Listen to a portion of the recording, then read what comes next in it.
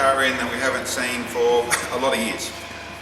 This car went through quite a bit of some issues with which we ended up taking over doing an engine build on it, with essentially what you're looking at there with no intercooler system on it.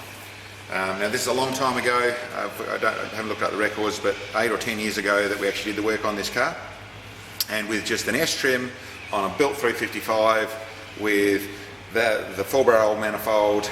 It's a 6-speed, made 470 horsepower at the tyres at about 9 pounds a boost, 8-9 pounds a boost. It was an old dyno back then, so it was a different dyno, and with the corrections and that side of things, nowadays I'd expect it to run around 420 to 430 horsepower on this dyno. So what we've actually done is essentially, it actually went through the engine, checked it all over. It was in very good shape, but it had been in storage for a lot of years and had started up and spun a bearing on startup. So everything else was very good. We had to put a crankshaft in it and a set of bearings.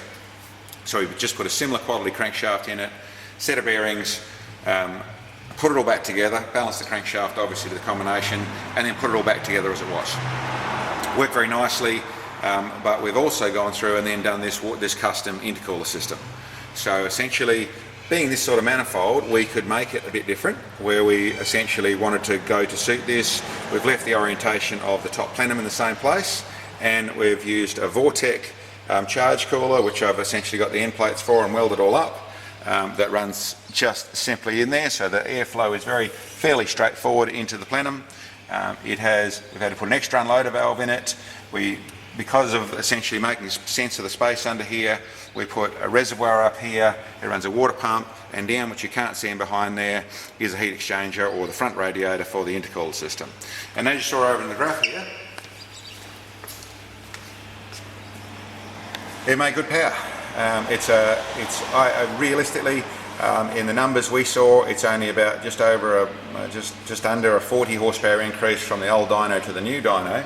But in realistic numbers of what it would have been if we'd run it prior to the intercooler on this, like I said, I'm expecting around the 420, 430, maybe as much as 440 real horsepower, to see 500 horsepower at the tyres out of this combo.